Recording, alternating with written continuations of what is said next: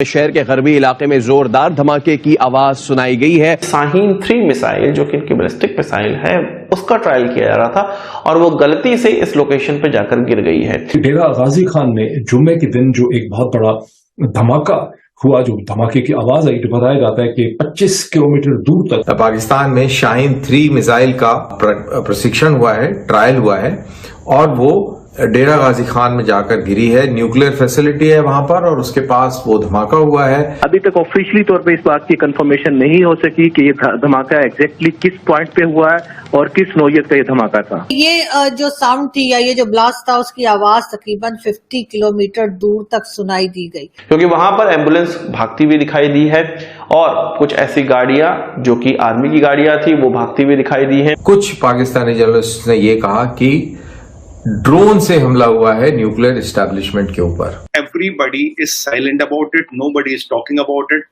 Something big has happened. देखिए, डेरा गाजी खान कोई मियां चन्नू नहीं है। ये जगह बहुत ही क्रूशल है पाकिस्तानी एस्टैब्लिशमेंट के लिए। यहाँ पर एक केमिकल प्लांट है जहाँ पर यूरेनियम की प्रोसेसिंग होती है, इंक्लूडिंग UF6 का प्रोडक्शन और फ्यूल प्रोसेसिंग। और अभी ये कहानियां चल ही रही थी तब तक किसी ने एक वीडियो भी डाल दिया। वीडियो के अंदर खूब सारी एम्बुलेंसेस दौड़ती नजर आ रही हैं। यहाँ पर हेवी फोर्स का डिप्लॉयमेंट किया गया है और जगह को सेंसर किया जा रहा है। ऐसी स्थिति में ये चीज क्लियर है कि पाकिस्तान की तरफ से यहाँ पर कुछ कवर अप करने की कोशिश की जा रही है, क्योंकि अगर यहाँ पर केवल सोनिक बूम होता तो नेचुरली वहाँ पर मीडिया और लोगों को जाने दिया जाता और ऑफिशियली इस चीज को क्लियर कर दिया जाता।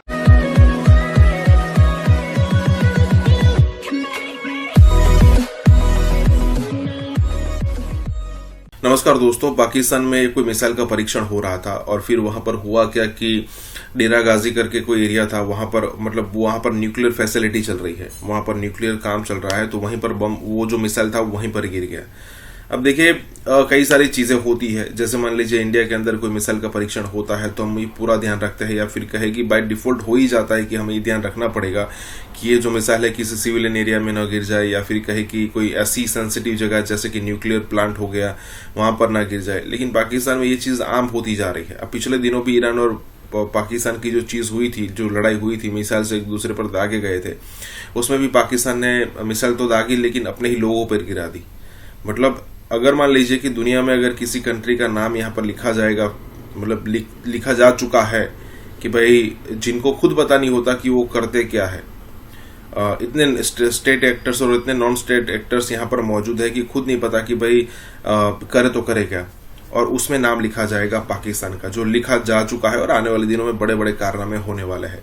तो यहाँ पर यही बात हो रही है। इसी के साथ ही वीडियो शुरू करते हैं। और हाँ दोस्तों, हो सके तो सुपर थैंक्स के जरिए हमें सहायता भी जरूर करें। कि डेरा गाजी खान में जुम्मे के दिन जो एक बहुत बड़ा धमाका हुआ, जो धमाके की आवाज आई, तो बताया जाता है कि 25 किलोमीटर दूर तक सुनी गई, जिसके बारे में डीजी खान के कमिश्नर जो है उन्होंने एक वीडियो मैसेज में कहा कि ये एक सोनिक बूम था और पाकिस्तान एयरफोर्स के जहाजों ने वहां पे सोनिक बैरियर को ब्रेक किया। जो 750 मील की स्पीड को जब एक सुपरसोनिक प्लेन ब्रेक करता है तो जो सोनिक बूम पैदा होता है, ये वो सोनिक बूम थी।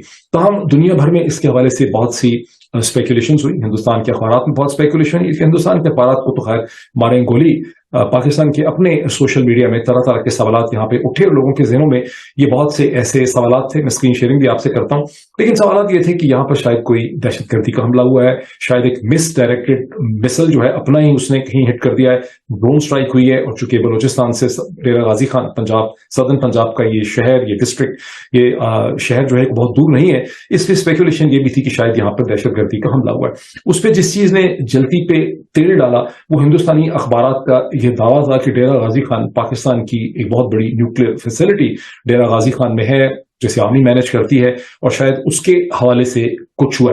और मेरा जो प्रिंसिपल सवाल है जहन में वो ये है कि इतनी ज्यादा बदगुमानी जबकि हुकूमत कह रही है कि ये सोनिक बूम था। क्योंकि यकीनन ये ट्वीट मैंने लगाई थी और इसमें यही बताया गया था कि पाकिस्तान ने जो है वो न्यूक्लियर मिसाइल शाहीन 3 का एक्सपेरिमेंट या उसका टेस्ट करने की सोचा था और किया जा रहा था, और उसमें कुछ गड़बड़ हो गई, कुछ गलत हो गया, जिसकी वजह से एक काफी हमें जो है बहुत तेज किस्म का जो है वो ब्लास्ट की आवाज जो है वो सुनने को मिली। और इसके साथ ही ये कहा गया कि जी कुछ लोगों का नुकसान भी हुआ है और कई तरह की बातें की गई, जिसमें ये भी कहा गया कि ये जो साउंड थी या ये जो ब्लास्ट था उसकी आवाज तकरीबन 50 किलोमीटर दूर तक सुनाई दी गई। और इसके बाद एक हंगामा हो गया, कई लोग एक दूसरे से बात कर रहे थे, बहुत से लोग जो है एक दूसरे से पूछगछ भी रहे थे कि क्या हुआ है और असल बात क्या है। मैंने भी कोशिश की इस न्यूज को लेने की और मुझे बताया गया, यानी एक लोकल जो वहां पे जर्नलिस्ट है उन्होंने मुझे ये बताया कि जी ये कोई मिसाइल, न्यूक्लियर मिसाइल था जिसका नाम है शाहीन 3 और उसका टेस्ट कर रहे थे और उस दौरान जो है ये इंसिडेंट हुआ है। और इस वजह से जो है एक तेज आवाज या ब्लास्ट समझ लीजिए कि उसको सुना गया और फिर एक हंगामा था सोशल मीडिया पे, सब लोग पूछगछ रहे थे। मैंने भी ये ट्वीट लगाई, लेकिन उसके कुछ देर के बाद ही जो है ना सिर्फ ये कि मेरी ट्वीट के नीचे कई लोगों ने वहां पर लिखा कि जी ये फेक न्यूज है और ये उस किस्म की बातें हो रही थी। साथ साथ जो पाकिस्तानी दोस्त हैं जिनका ताल्लुक जर्नलिज्म से है या जो मीडिया के लोग हैं, उनके भी मुझे मैसेजेस आए कि ये फेक न्यूज है।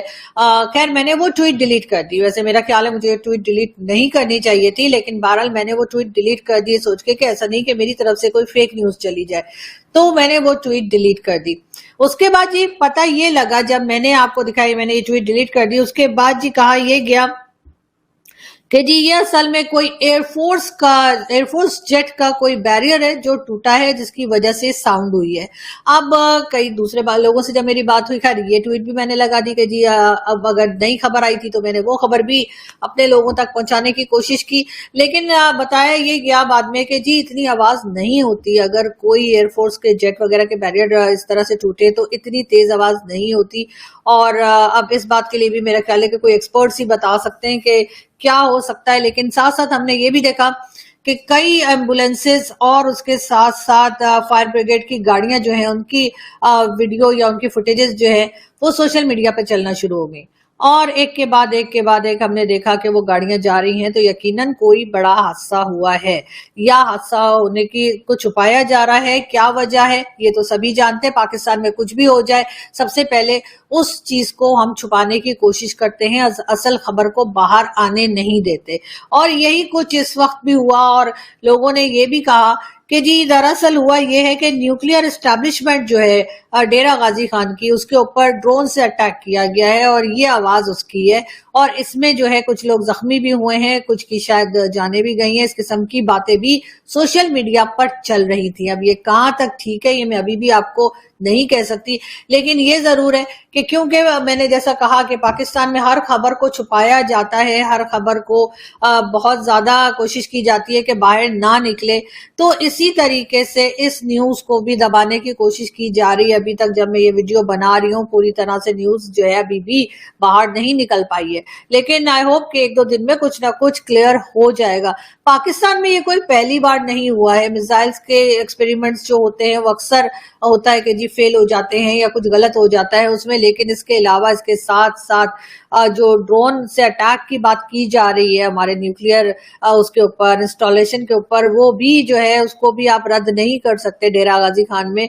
और साथ साथ ये भी हुआ है कि अब अगर आप लोगों को याद हो या आप लोग गूगल कर लें, जो लोग मतलब उनको याद ना हो या उस टाइम पे ना हो, जाहिर है बहुत से लोग जो हैं वो हर साल में तो नहीं होते ना, हम लोग हिस्ट्री पढ़ के ही जाहिर है कि कुछ ना कुछ सीखते हैं।